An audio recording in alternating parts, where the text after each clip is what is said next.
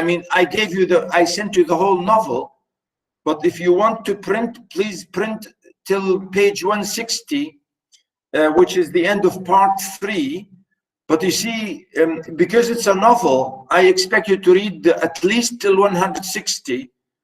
And this will be, you know, the section you are going to be asked or responsible for in the exam.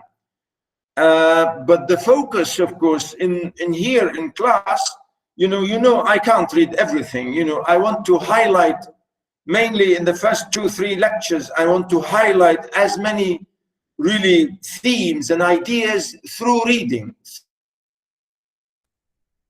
through showing this in the text. And I think this is my style, and you know me by far, those of you who were with me before in previous courses, this is my style. I do things through the text. I analyze the text, and I always give details about thematic, you know, other issues which are really key issues in the whole text in general.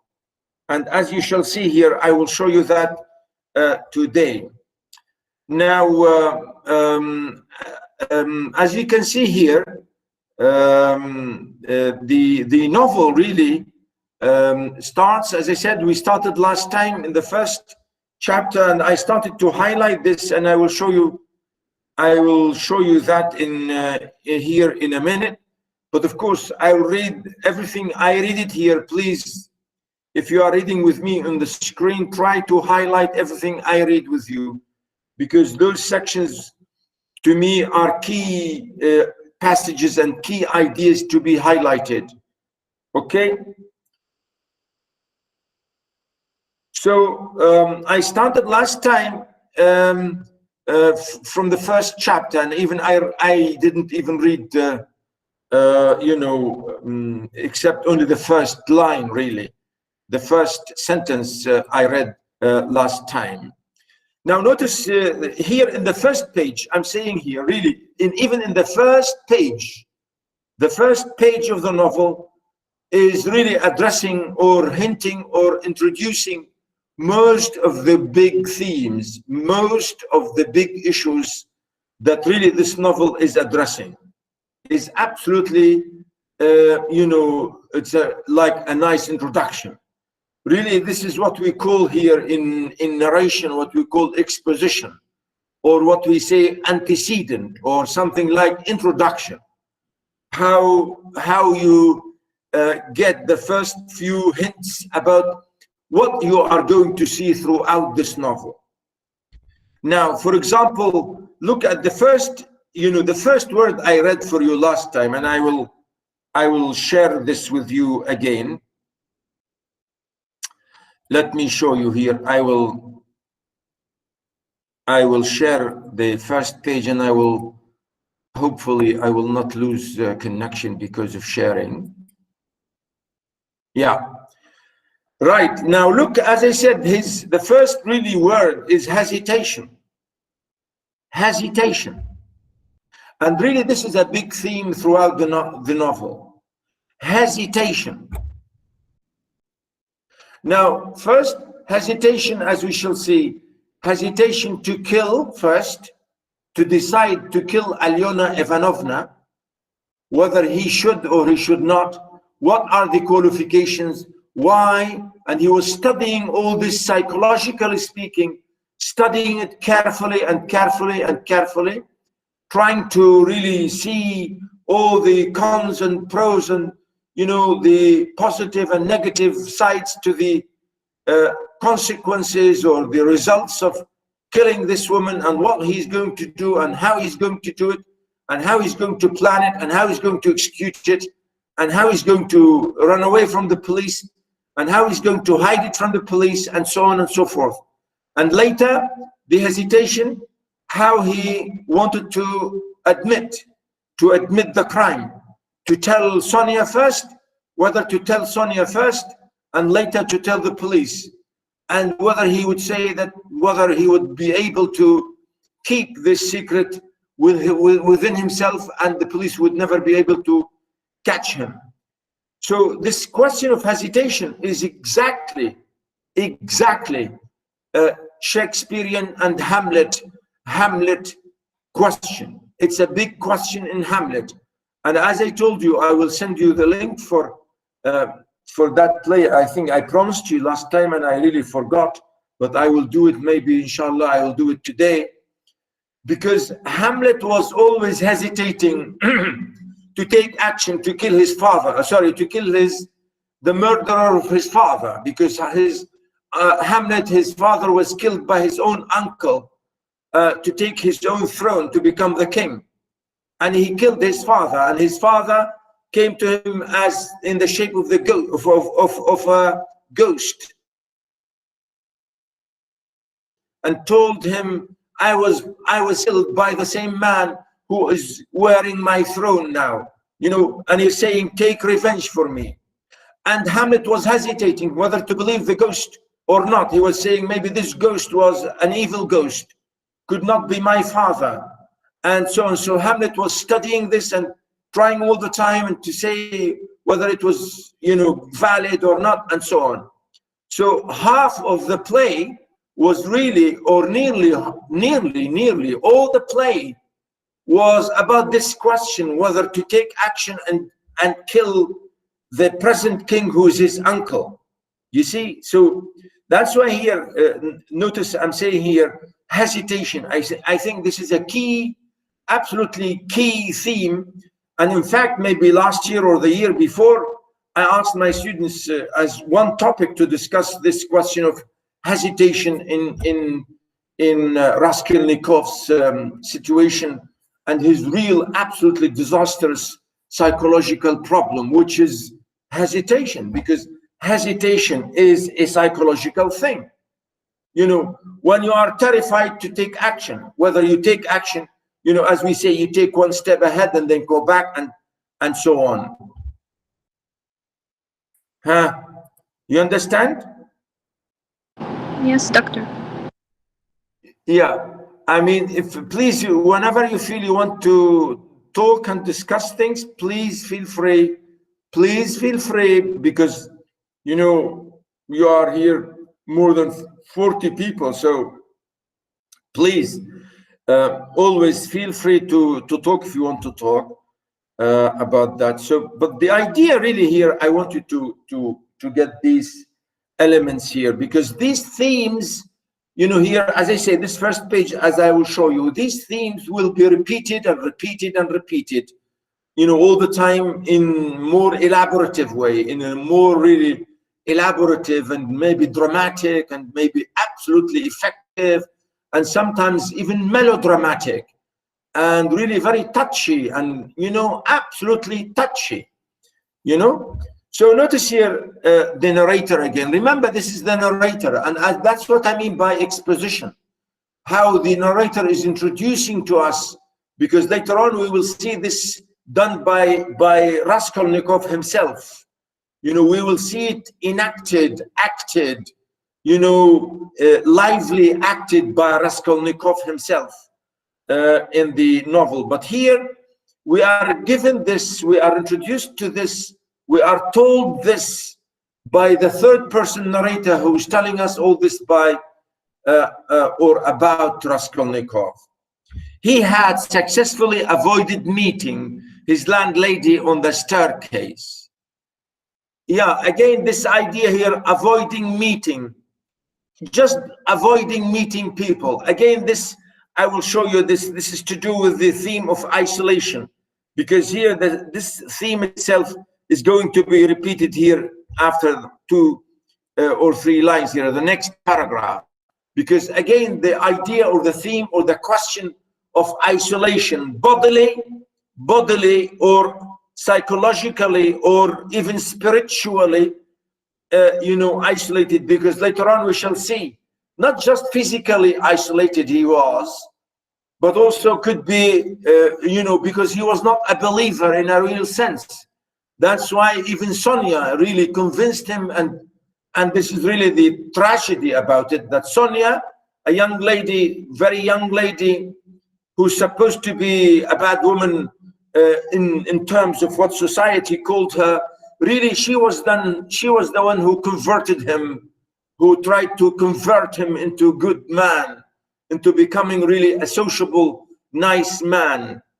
So the question of avoiding people, not just because he does not want to see here his landlady because he has not given her the rent for his house, but because he feels lonely and isolated physically, as well as really spiritually and emotionally and psychologically.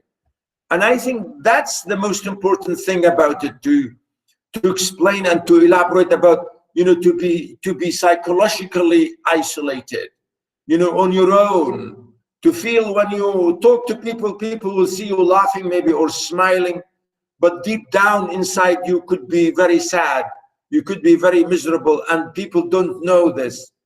So this is what we mean by, absolute, inner or psychological or mental sort of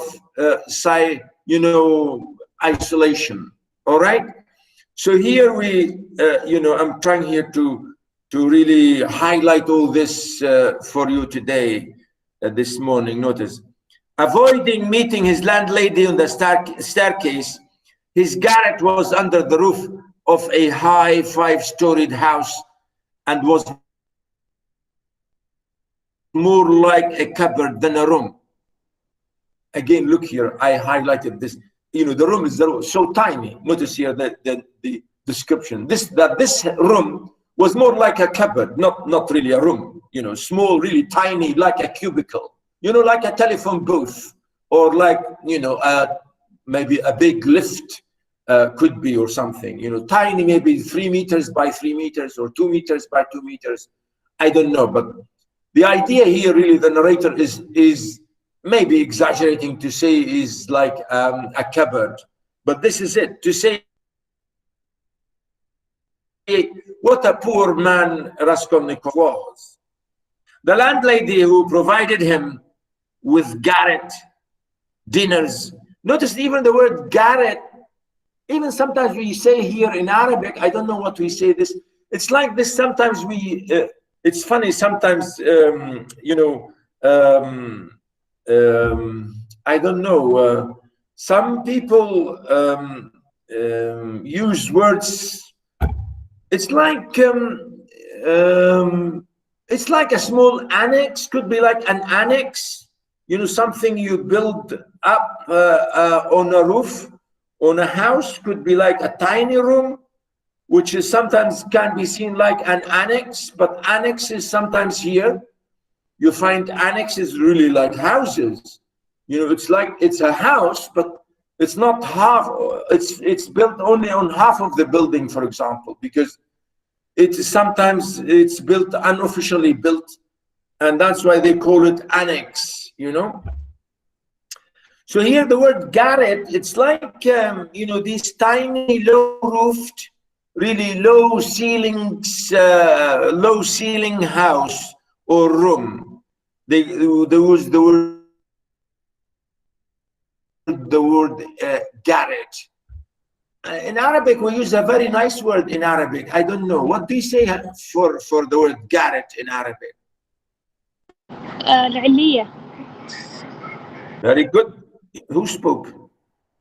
فاطمة محمد. Yeah, Fatma, yes, yeah, Fatma, yeah, Junabi, yes. Very good. Yeah, we say al-'aliyya. Yeah, al-'aliyya. Maybe could be from al-'ulu or from al-'ali, I don't know, but yes, we say 'aliyya, but normally, as I said, normally would be really the shape and the size and so on. So just here, of course, we are being told about the conditions under which our friend Raskolnikov is really living here. Notice, lived on the floor below, and every time he went out, he was obliged to pass her kitchen, the door of which invariably stood open. And each time he passed, the young man had a sick, frightening feeling. Again, notice here why?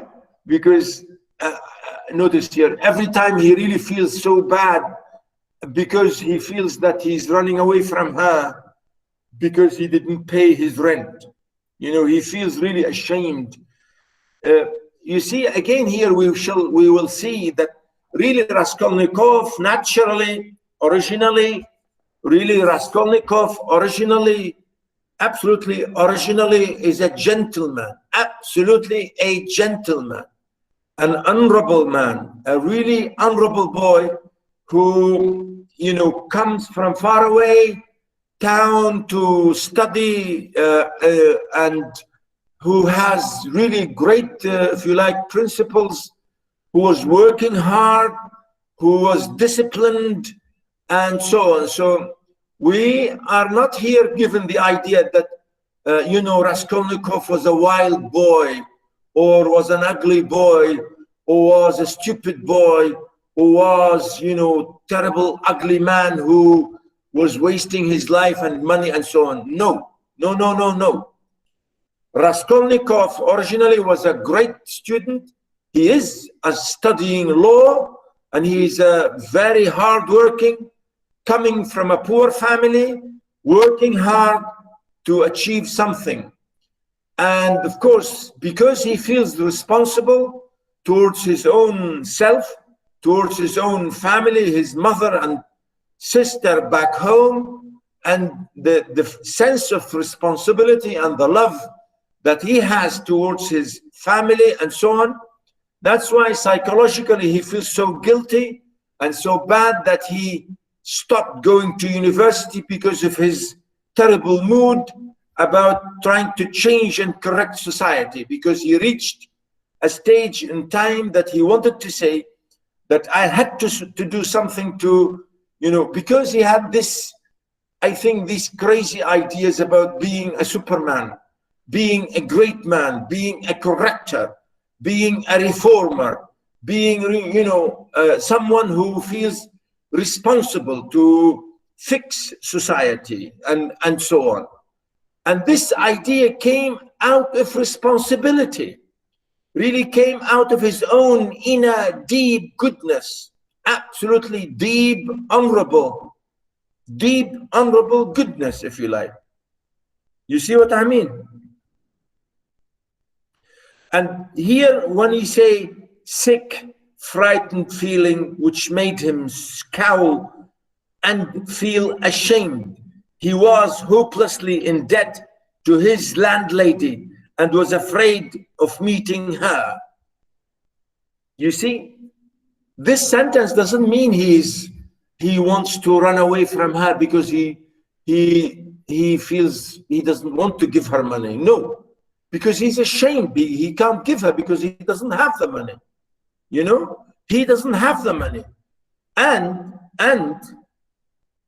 we have to say, he is not wasting his money. That's important. He is not wasting his money on things, on bad things, let's say drink or whatever. He has no money. That's the idea. He just has no money. He is poor. So he tries to work hard in the afternoons to give classes because he wants to earn his living. So here we have a very, really honorable boy, honorable man, young man, studying, working hard, earning his own living, and renting a house and eating very bad food because he doesn't have money. And he can't give the rent because he doesn't have the money. You know, as I said, he's not wasting his money and he's not bad.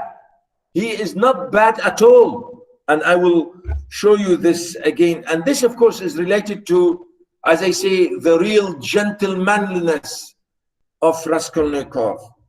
Maybe you can say this to me later. You may disagree with me. We can discuss that.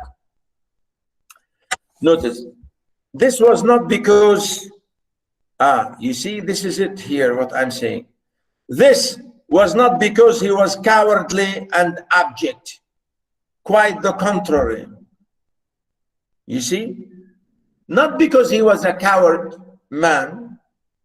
He was not cowardly. Notice, quite the contrary, but for some time past, he had been in overstrained, irritable condition. He was in, notice, overstrained, irritable condition, verging on hypochondria. And I think this is the key word here about hypochondria. And this is what we call here, like what we call deliria. Last time I told you the word deliria and delirium, which is close to psychological disease or close to schizophrenia. And hypochondria is this. He's saying he was really in a very terrible mood. He was nearly epileptic. And this is again to do with Dostoevsky's own real life. You know, we said he had this epilepsy thing. So he was, in some cases here, somehow he was suffering from this. You know, it was his own terrible feeling which made him this. It's like what I said, you know, maybe to go back to Edgar Allan Poe's poem or short story, which we mentioned last time. Amani mentioned it last time with the Telltale Heart, with the question of extreme sensitivity, extreme psychological, you know, sensitivity, and so on. This is close to it, which is like said, irritable condition. When you are easily irritated, when you are very, very, very, very acutely sensitive about things, and you feel really very, very edgy and very touchy and very, you know, nervous. This question of nervousness, sometimes for no reason you could be very sort of, you know, because of how much things you have pressure on your mind. And that's when we say verging, nearly like hypochondria. So that's the idea. He was not a coward. He was not really a bad boy. He was not really a silly boy who does not want to give money. He was suffering from a psychological problem. Notice, he had become so completely absorbed in himself and isolated from his fellows that he dreaded meeting not only his landlady, but anyone at all. So this is what I said. He does not want to see anyone. Again, you say, why? Why? Well, really this explains, as I say, all his absolute, you know, philosophical ideas and feelings and responsibilities that he feels towards society. You may say, come on, why are you giving yourself all this responsibility? Why do you feel that you are responsible to fix society? You know, nobody can fix society on his own. You know, of course, that's true. But here really sometimes people, I know people, honest to God, I know people like this in reality. I know people who are sometimes who feel that they want to fix everything. They see something wrong, they will fix it. They try to fix it or feel terrible about it or whatever. So here the idea I'm saying about why he's isolated, yeah, because originally, because out of his own absolute sense of gentlemanliness, his own sense of responsibility, his sense of humanism, his sense of brotherhood, his sense of absolute unification, absolute, as I say, really, I said humanism, you know, and all this, his own sense of love towards his fellow men, his fellow people. And this is the irony, and this is the tragedy. He showed this love by killing Alyona Ivanovna, not because he wants to kill, not because he is a killer, not because he's a criminal. Again, here we want to discuss again this question. Really here, I want you here because later on we shall discuss this idea of the notion of what is a crime. Really here, this novel for me is the first question about the definition of a crime. and criminality, and this question of sentencing somebody to death because he killed somebody else, and so on, to discuss the whole idea of crime and whether we should think in terms of criminology, if you like, the whole idea of criminology and what is all these associations and the meanings and implications of doing or committing a crime, and the question of punishment. And that's why the title, you can see, crime and punishment. So both notions are really the main notions, which are psychological, social, political, ideological, again, could be spiritual, religious, and so on. You can say this is a crime and you deserve a punishment for that crime.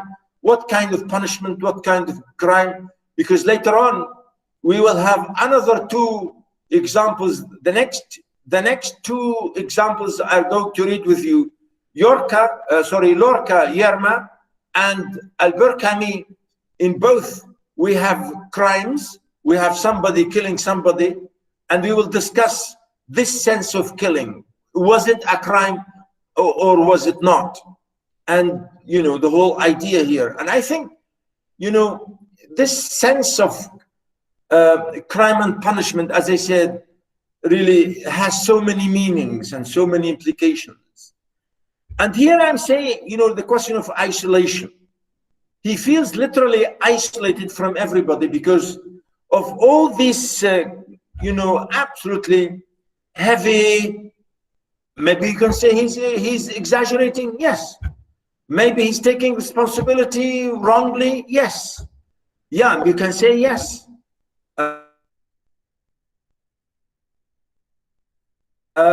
He is qualifying, justifying, etc., etc. Yeah, I can say yes. But you see, we can understand, we can see the view through his position or through his own point of view. We can understand that, maybe we can appreciate it, and so on. So really, this is the idea here. I want you to think of all those ideas because, as I say, all these will be repeated and repeated many times. So he wanted to be isolated, as you can see here, from all his fellows, his people, landlady, his friends, etc. Look at the next question here, the next sentence. He was crushed by poverty.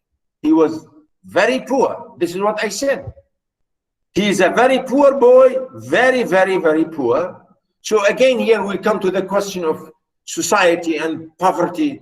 And here we come back to Marmeladov and his family and Sonia. Why Sonia was forced to sell her body? Because of poverty. Why Raskolnikov had to kill Alyona? Because of poverty.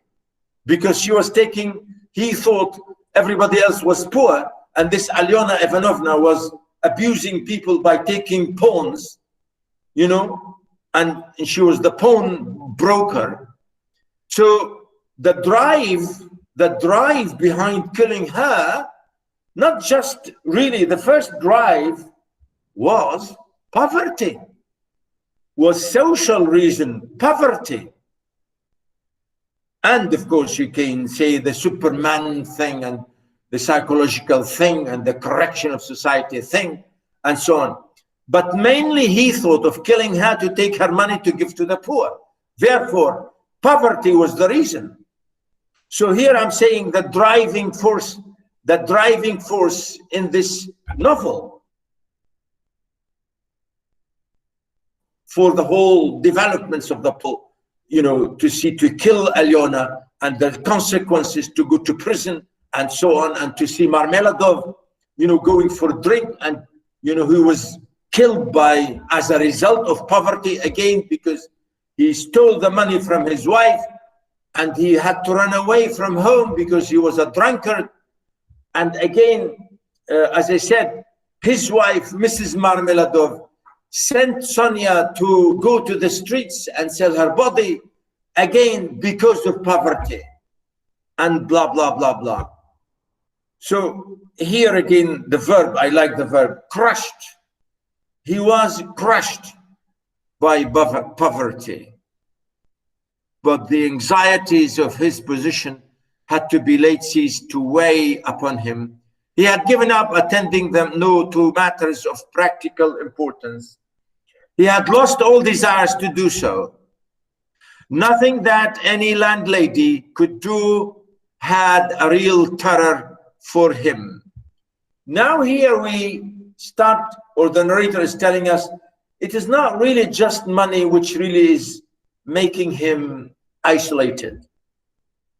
Notice here, the idea is that he had lost all desire, all sorts of desire to think that it's the money about his landlady. So it's something else which is we shall see about the question of philosophy and the Superman thing. But to be stopped on the stairs, to be forced to listen to her trivial, irrelevant gossip, to pestering demands for payment, threats and complaints, and to rack his brains for excuses, to prevaricate, to lie. No, rather than that, he would creep down the stairs like a cat and slip out unseen. Really, this is a hint, ladies and gentlemen, this is a hint to his own sense of superiority. He said, I'm not going to listen to this woman talking and telling me about money and about threats and about complaints and about demands of payment. And he said, I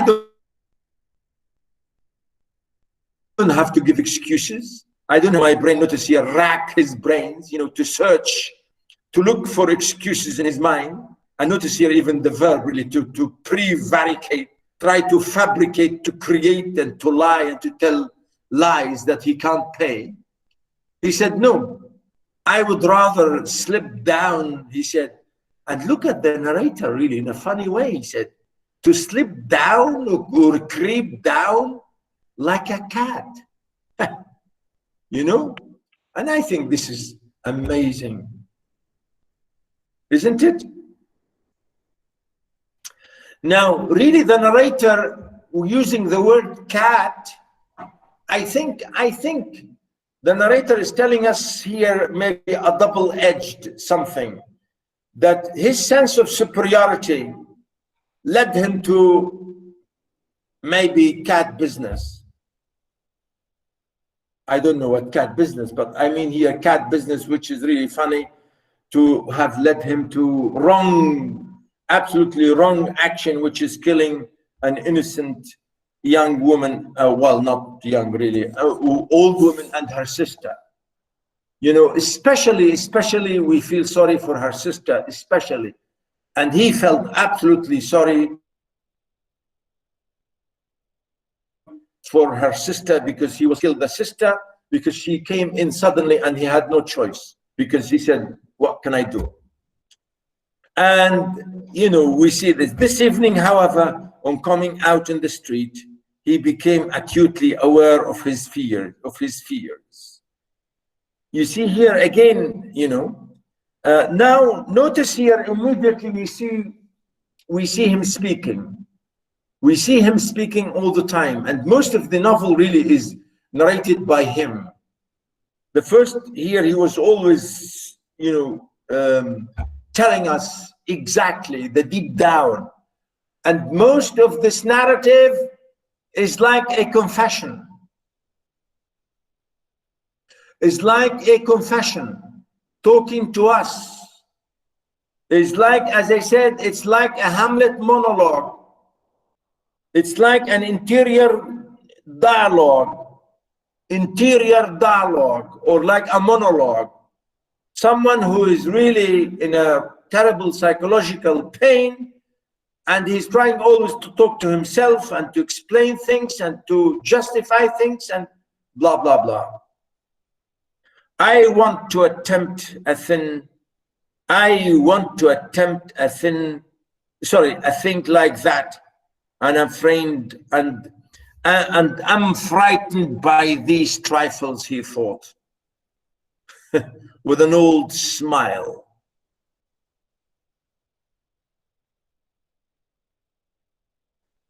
Yeah. You see here, when you say like that,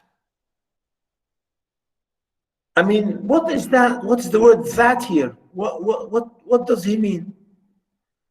And why he's saying smile? You know? Notice, I will show you here. Yeah. All is in a man's hands, and he lets it all slip from cowardice. That's an axiom. It would be interesting to know what it is men are most afraid of. Taking a new step, uttering a new word is what they fear most. But I am talking too much. It's because I chatter that I do nothing. Or perhaps it is that I chatter because I do nothing. I have learned to chatter this last month, lying for days together in my den, thinking of Jack and Giant Killer. Why am I going there now? Am I capable of that? Is that serious? It is not serious at all. It's simply a fantasy to amuse myself, a plaything. Yes, maybe it is a plaything.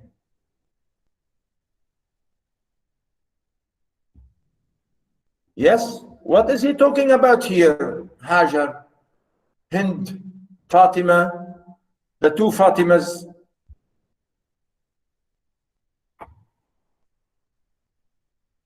The two Fatimas.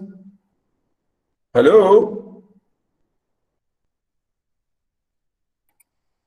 Yeah? Are you still with me, or you have gone somewhere? We are here, Doctor. Yeah, what do you think? I think he's talking about committing the crime. Yes, exactly. And notice what he said. What do you think? No, he says, I'm doing nothing, I'm just talking. What is it? What does it mean? One word. One word. Wafa, Ghadir, Shuruq. Where is Shuruq? You have not talked to me all this term, Shuruq. Are you angry with me, or Shuruq, where are you? I'm here, Doctor. You have not spoken for ages. Yeah, I'm listening only. Yeah. What do you think? What is he talking about here? Killing Alyona Ivanovna, and what does it mean? You say, I'm talking a lot, and taking first step, and what a man needs is to take the first step.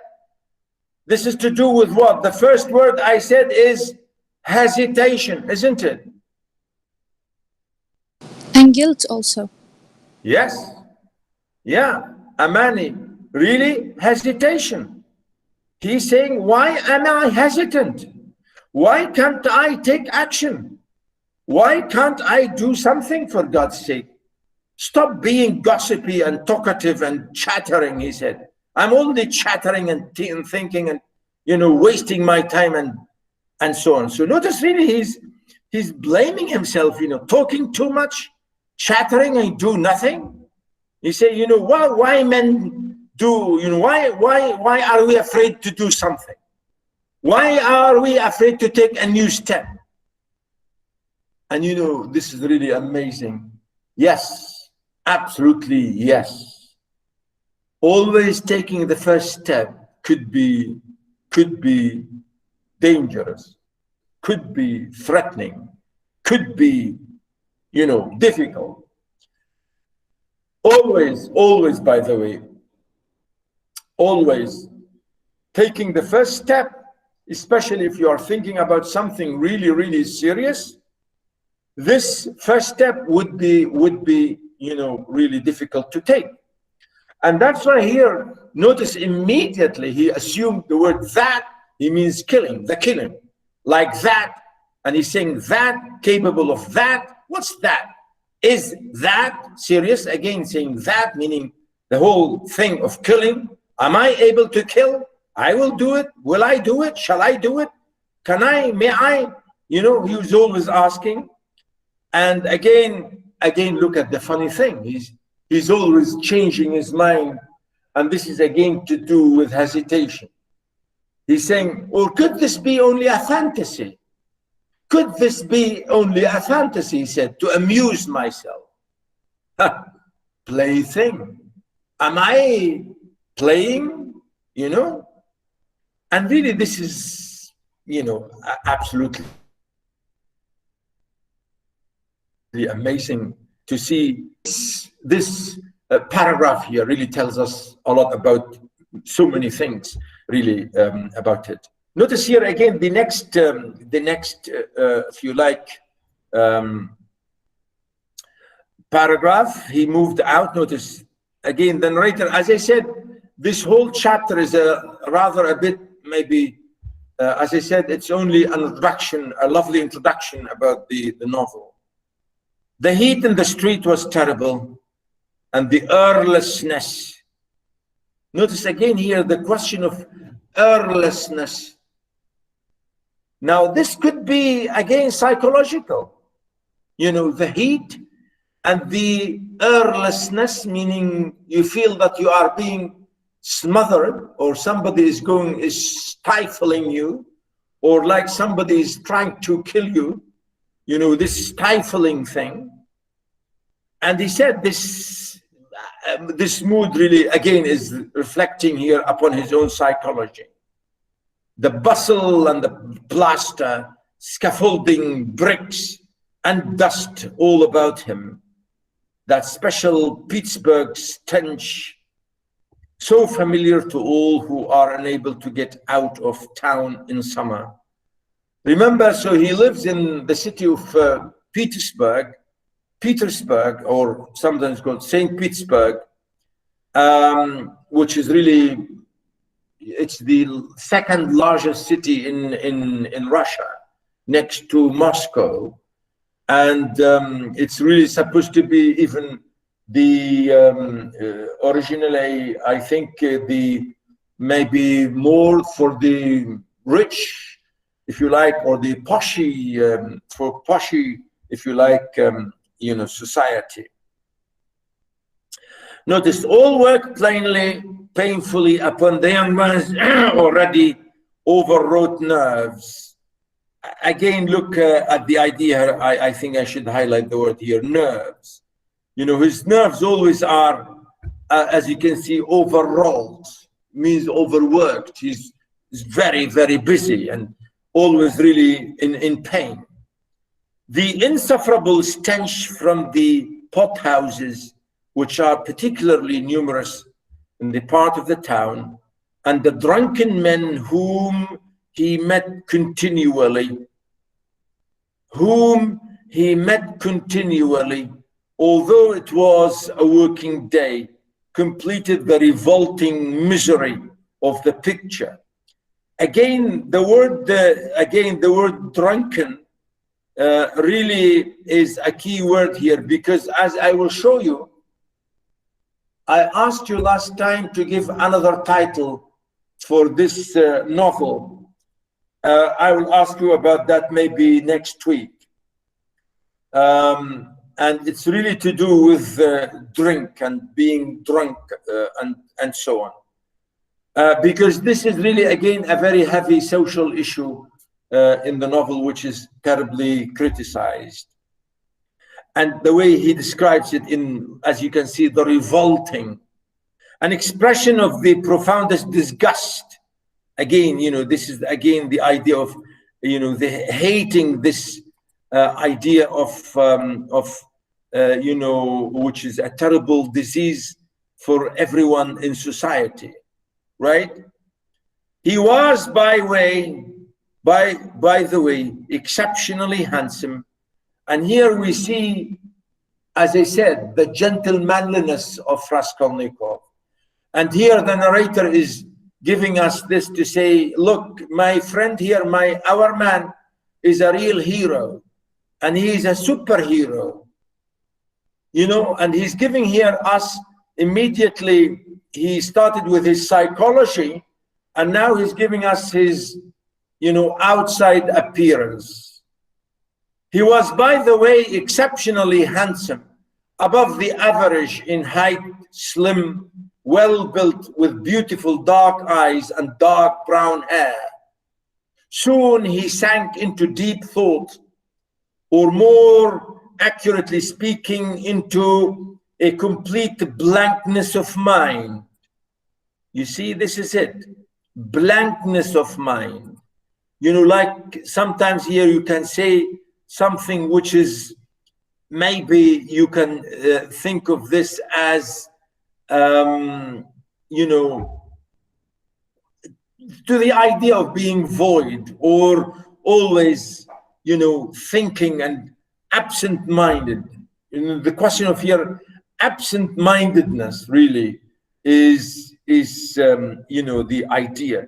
And that's why, you know, when we say he sank into deep thought, you know, this is the idea again. And that's why it led to, sometimes when you're thinking and thinking and thinking and thinking, people, when people look at you, they think, or people may think that you are always absent-minded, or maybe you can't decide things. And, you know, that's why here, the question here could be seen as something of blankness or emptiness, or maybe, as we see here about the question of, you know, meaninglessness of existence to some extent. He walked along, not observing what was about him, and not caring to observe it. You know, this is the idea. Maybe this is connecting to his absent-mindedness, that he's not really seeing things around him. From time to time, he would mutter something from the habit of talking to himself. You see?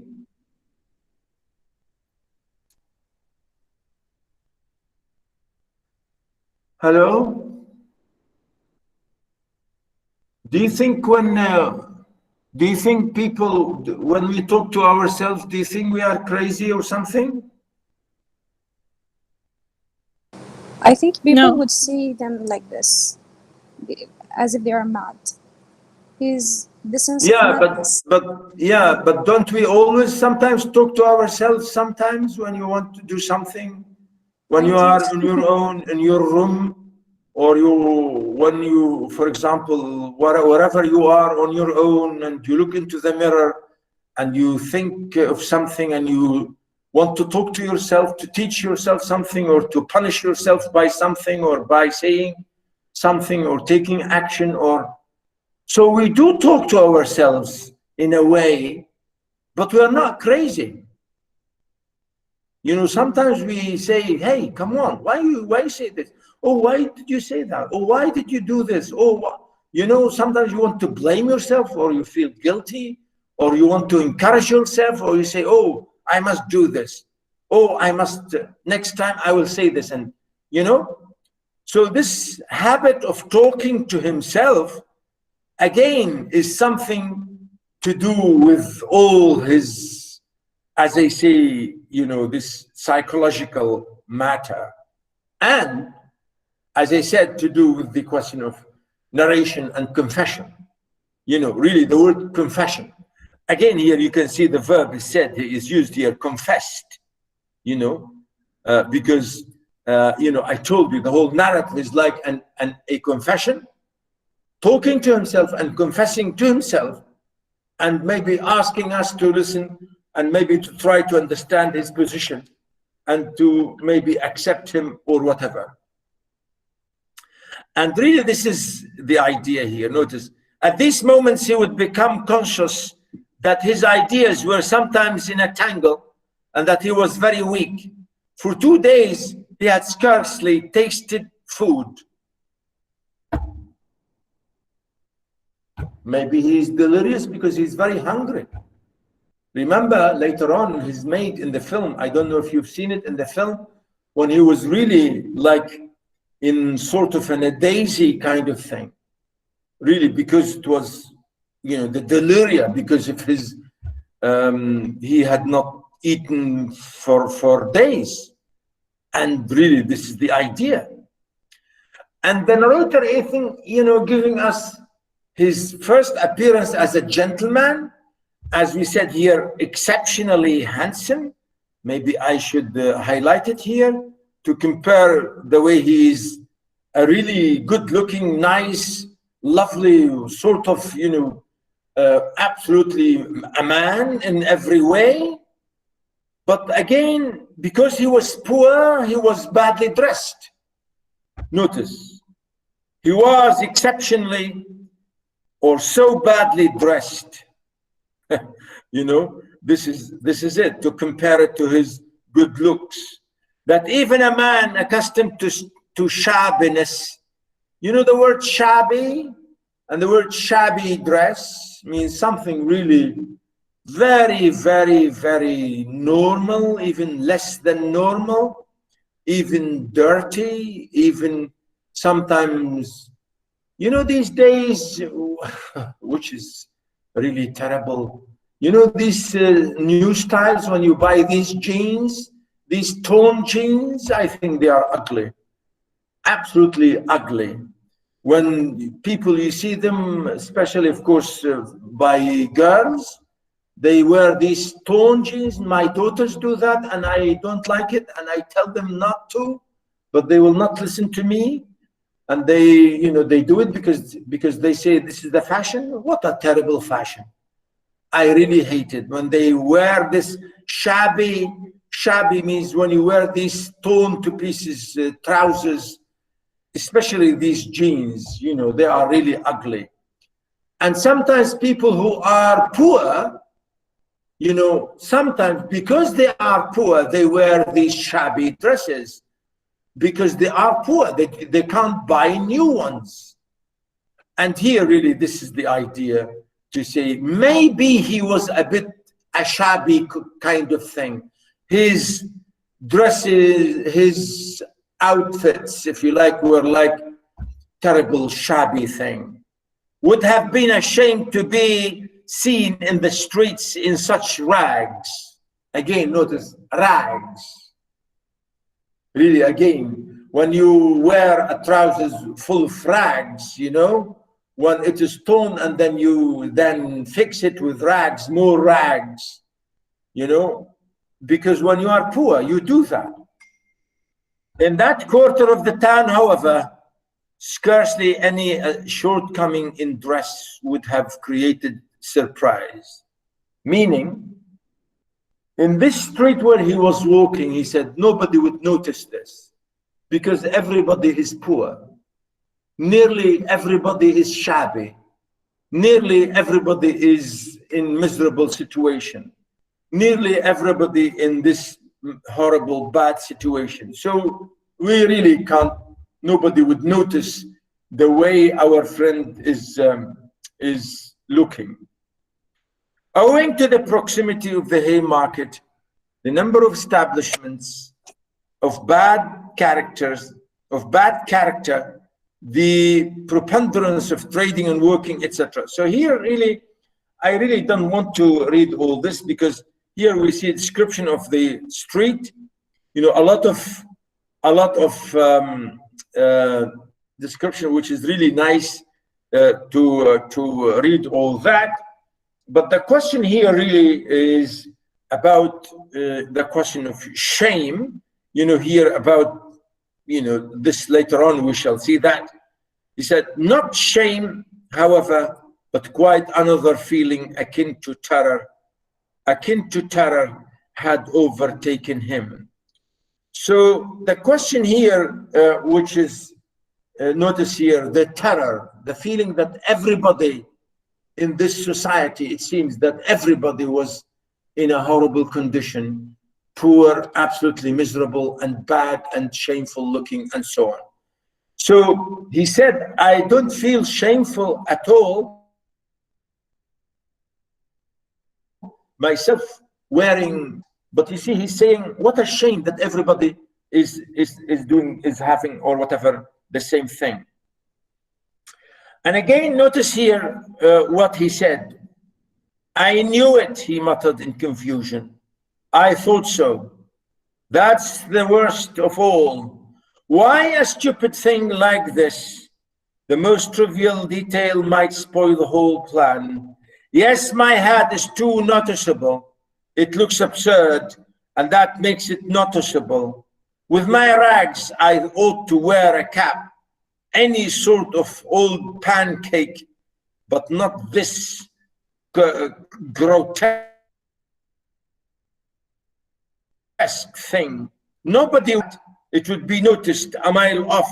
It would be remembered. What matters is that people would remember it, and that would give them a clue. For this business, one should be as little conspicuous as possible. Trifles are what matter. Why? It's just such trifles that always ruin everything.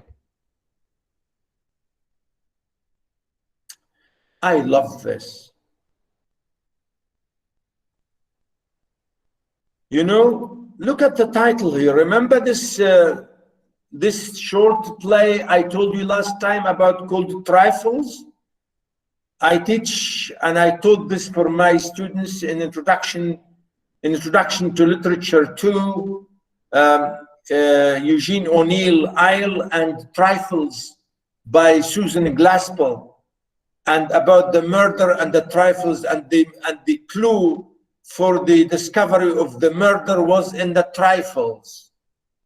And the title, I think that lady, that American lady, took this title from here, and maybe she never mentioned it. I don't know. I don't know. But this is a very funny coincidence, because the title here, the word is repeated many times about trifles, and it's to do with the clue. What clue? Of killing the old lady and wearing this hat. He said everybody would notice, everybody would recognize me, the man with the hat. They will know me. So everybody will say that, why should I wear this? People will immediately spot me, will know that this is me. And that's what he said, noticeable. And he said, I'm crazy. How can I do this? I should have changed all that. You know, this is really, again, immediately, as you can see, he is talking here again about the crime, about committing the crime, something noticeable. So he is still thinking about it. And in the next notice here, immediately he felt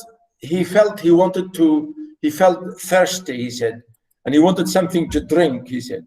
Notice, he had counted them once when he had, next paragraph, he had been lost in dreams. At the time he had put into, he put no face on those dreams and was only tantalizing himself by these hideous but daring recklessness.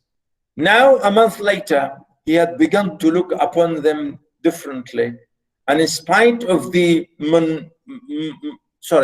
monologues, and this is the idea I said to you last time, monologues, and I think, you know, this is what I mean by always talking to himself, isn't it? The monologues in which he jeered at his own impotence and indecision. Wow. You see, this is it. Impotence, meaning, are you a man? Are you sure you are really a man? Can you do something, for God's sake? Are you, notice here, impotence, you know, and again, indecision. You can't take a decision, you know. He had involuntarily come to regard this hideous dream. You know, he described his own inaction as being hideous, if you like, you know, or even the whole thing about dreaming of doing it or something as like something terrible and, you know, ugly. So he said, no, I'm going to do it. Although he still did not realize this himself, he was positively going now for rehearsal. What? Rehearsal of his project. Again, look at this word here. What project? And rehearsing what? Going to the old lady and to check how he's going to kill her. He went once, twice, 3 times, 4 times, 5 times to see her, to see how he can do it. He will do it, blah, blah, blah, blah, blah, blah, blah. So that's what he means, the project, the whole project of killing this old terrible woman. Remember, this is after a long thinking. The novel here, the beginning of the novel, is started after his long thinking of doing this, you know, killing the old woman. And that's why really when he say here, the rehearsal. And every step, his excitement grew more and more violent. You know? So really he feels bad and terrible and very excited and even violent. And you know, I think this is really amazing thing about, you know, notice here again the word tremor. He's nervous, a nervous tremor. You know, this is later on we shall see here about the question of, you know, always psychologically even, he was always, you know, shaking and in really edgy and very nervous thing. With a sinking heart and a nervous tremor, he went up to a huge house, which on one side looked onto the canal and on the other into the street. This house was let out in tiny tenements and was inhabited by working people of all kinds, tailors, locksmiths, cooks, Germans of sorts, girls picking up a living as best they could, petty clerks, etc. There was a continual coming and going through the 2 gates and in the 2 courtyards of the house. 3 or 4 doorkeepers were employed on the building. Remember, many people thought, last time, I think many of my students were confused. Many students were confused, thinking that Raskolnikov killed his own landlady. No. This is another house, another big house, where we have all these people renting, very poor people, all kinds of people, as you can see, tailors, locksmiths, cooks, Germans, girls, all kinds of people who live there. And this is where Alyona Ivanovna, the old woman whom he killed, right, who lived here, and he came to her and her sister here.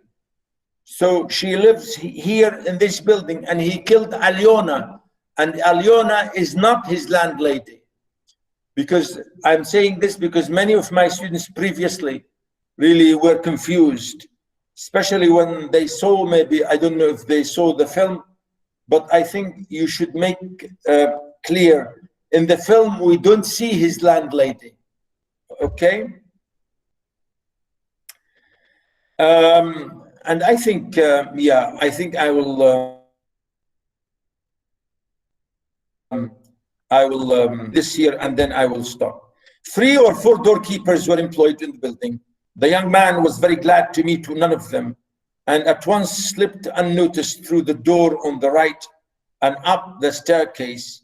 It was a back staircase, dark and narrow, but he was familiar with it already, and knew his way, and he liked all these surroundings and such darkness, even the most inquisitive eyes were not to be dreaded. You see, again, here we talk about darkness and, oh, sorry.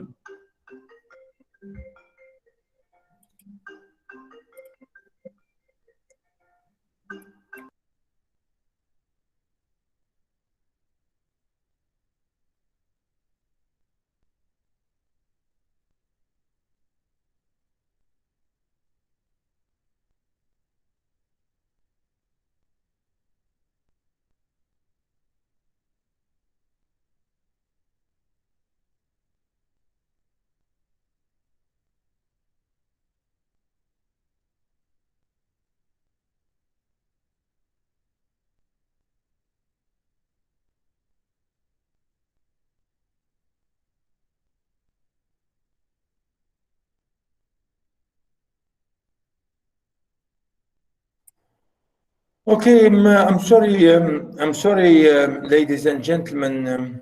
Right, really, as you can see, really, originally, this is what I want to really say here. I will stop here and I will continue really next time. But the word darkness here, this is what I wanted to really tell you here about his feeling that he will not be seen.